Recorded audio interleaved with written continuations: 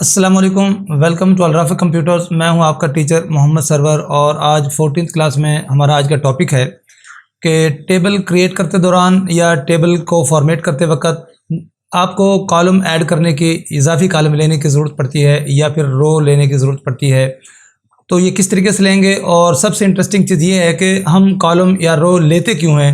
सबसे पहले इस चीज़ को समझ लें, और इसको कॉलम और रो को ऐड करने के बहुत सारे तरीके हैं, जिनमें इंतहाई आसान तरीका भी है। और आप इसके साथ जब कॉलम और रो को कॉपी कर रहे होते हैं तो इसकी फॉर्मेट भी कॉपी हो रही होती है। देखते हैं कि ये एडिशन जो होता है रो या कॉलम का, ये किस तरीके से वर्क करता है।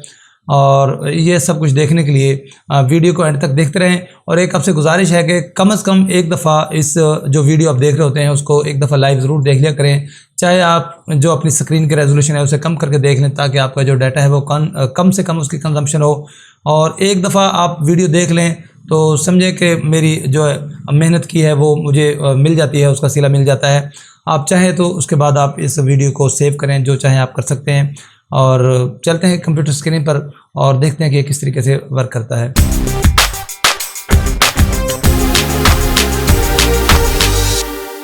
कंप्यूटर स्क्रीन पर आप देख सकते हैं कि आप वही टेबल देख रहे हैं जो लास्ट क्लास में हमने रिजल्ट कार्ड में, जिसके अंदर हमने रो और कॉलम की हाइट को डिस्कस किया था कि इसको हमने कैसे एडजस्ट करना होता है, कॉलम की विड्थ और रो की हाइट को। आज हम कॉलम का इजाफा करना सीखेंगे और साथ ही रो का इजाफा। ये कई तरीक़ों से हो सकता है। सबसे पहले हम कॉलम को ले लेते हैं। जैसा कि आप स्क्रीन पर देखें, यहाँ पर आपको ये 4 सब्जेक्ट नज़र आ रहे हैं। अब ज़रूरत यह है कि मैं यहाँ पर एक मजमून का और इजाफा करना चाहता हूँ या फिर मैंने 4 और सब्जेक्ट यहाँ पर ऐड करने हैं। तो अब वो डालने के लिए मैं क्या करूँगा, तो सबसे जो बेसिक चीज़ है वो आपने ज़हन में रखनी है कि जैसा कि ये पहला सब्जेक्ट है सोशल स्टडी, अब मुझे इसके स्टार्ट में एक सब्जेक्ट चाहिए, या फिर मुझे ये जो फिज़िक्स है इसके और सोशल स्टडी के दरम्यान में चाहिए। अगर मुझे फ़िज़िक्स से पहले चाहिए तो मुझे ये वाला जो कॉलम है इसको सिलेक्ट करना पड़ेगा। और सिर्फ आसान सा काम ये है कि कंट्रोल की आपने अपने कीबोर्ड से प्रेस करके रखनी है, और कीबोर्ड के ऊपर जो प्लस का सिंबल होता है उसको आपने प्रेस कर देना है, कंट्रोल प्लस। जैसे आप ये करेंगे तो देखिएगा कि ये साथ ही एक कॉलम का इजाफा हो चुका है। मैं इसको एक दफ़ा कंट्रोल जी करके वापस चलता हूँ। अब अगर मुझे 3 कॉलम एक साथ ही चाहिए तो मैं ऐसे करूँगा कि यहाँ से ये 3 कॉलम्स को सिलेक्ट कर लूँगा और अब कंट्रोल प्रेस करूँगा। तो देखेंगे कि जितने कॉलम्स आपने सेलेक्ट किए थे उतने ही आपको मज़ीद कॉलम्स में उसका इजाफा हो चुका है। अब जितने भी कॉलम्स की आपको ज़रूरत है आप ये कर सकते हैं। इसमें ऐड करने का दूसरा भी तरीका है। उससे पहले मैं आपको एक चीज़ और यहाँ पे समझा दूँ। कंट्रोल जी में करता हूँ।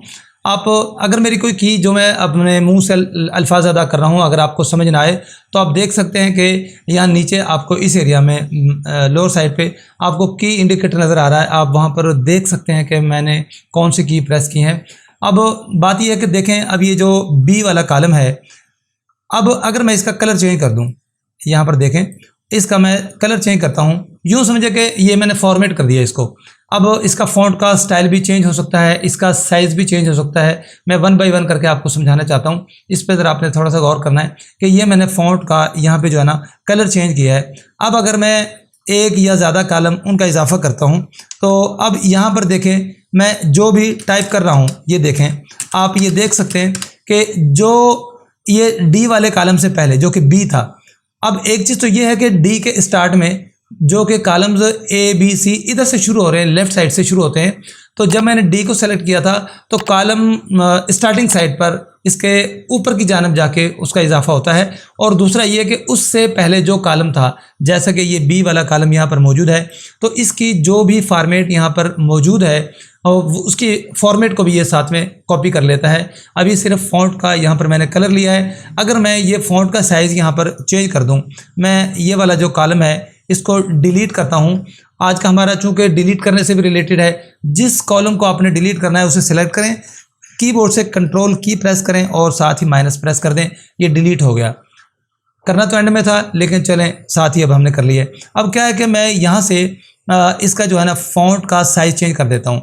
अभी आप देखें कि ये 10 नंबर फ़ॉन्ट है, अगर मैं इसको 12 कर देता हूँ, ठीक है, और दूसरा इसका मैं साइज़ ज़्यादा कर देता हूँ। अब देखें एक तो साइज़ इसका ज़्यादा है और एक फ़ॉन्ट का मैंने फ़ॉन्ट का जो साइज़ है वो भी बड़ा कर दिया है।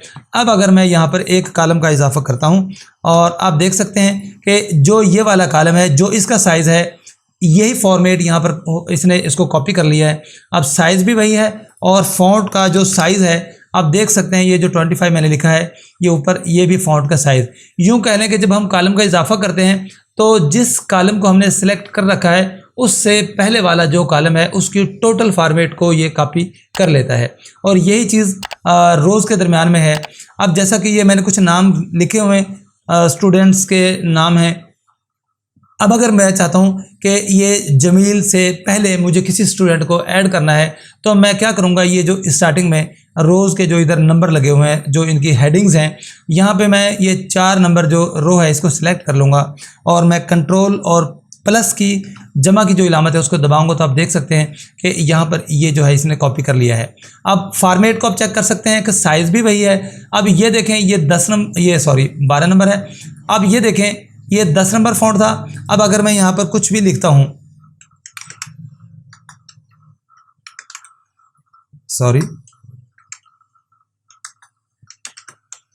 अब ये देखें, जो ये जमाल का मैंने लफ्ज़ लिखा है इसका 10 नंबर और जो असलम है इसका भी 10, चूँकि ऊपर से ही इसने इस फॉर्मेट को कॉपी किया है।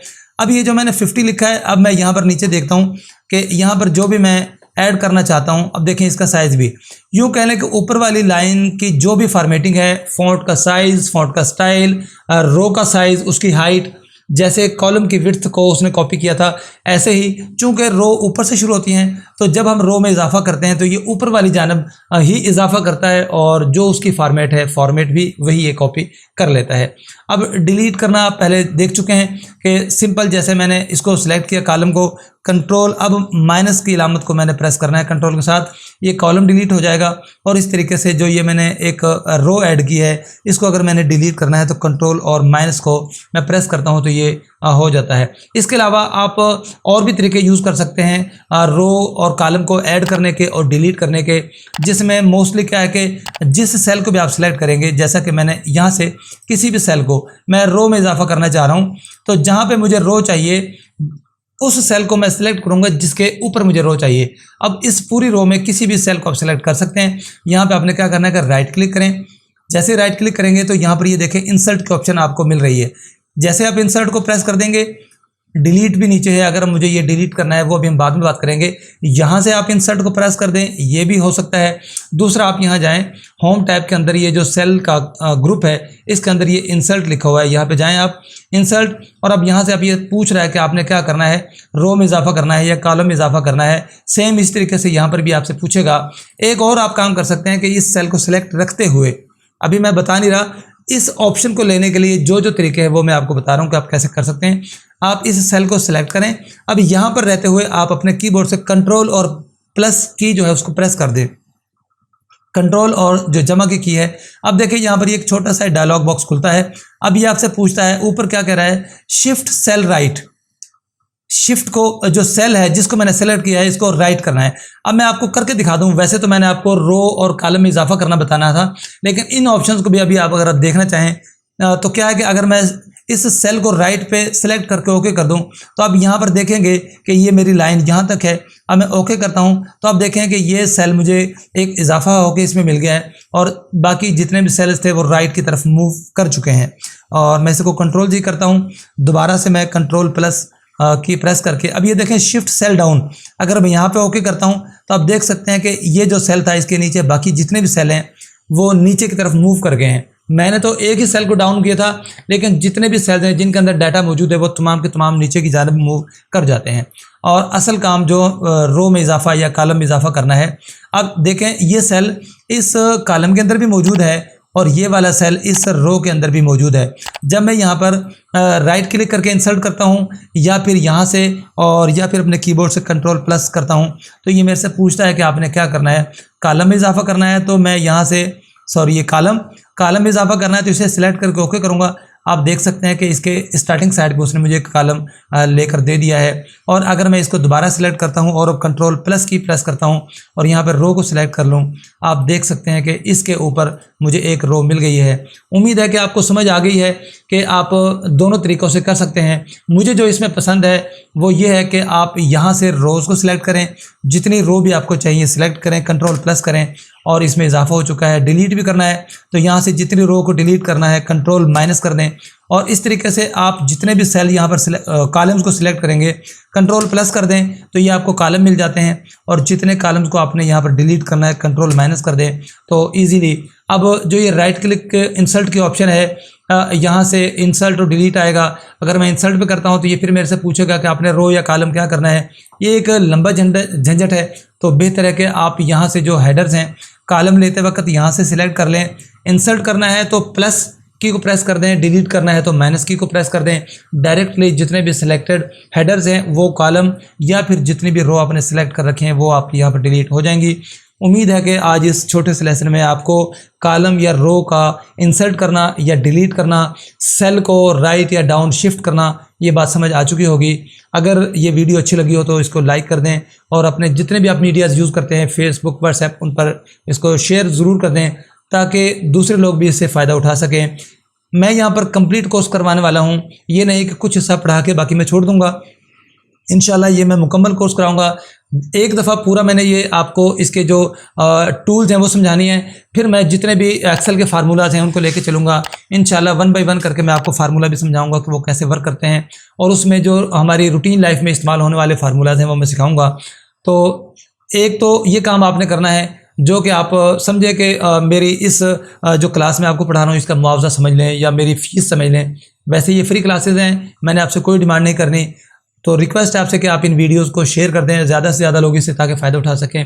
और दूसरा, इन वीडियोस को एक दफ़ा कम से कम एक दफ़ा अपना डाटा यूज़ करके ऑनलाइन इसको देख लिया करें ताकि चैनल ग्रो हो सके, मुझे इसका कुछ फ़ायदा हो सके। अभी चैनल हमारा जो है वो पेंडिंग है, अभी वो इसके मोनेटाइजेशन नहीं हुई है। अगर आप वीडियोस को सिर्फ उसका कुछ हिस्सा देखेंगे या डाउनलोड करके सेव करके देखेंगे तो फिर चैनल को कोई फ़ायदा नहीं होगा और ऐन मुमकिन है कि यूट्यूब इस डाटा को बाद में डिलीट कर दे और ये किसी और के काम ना आ सके। तो चलते हैं, इंशाल्लाह मिलेंगे नेक्स्ट वीडियो में।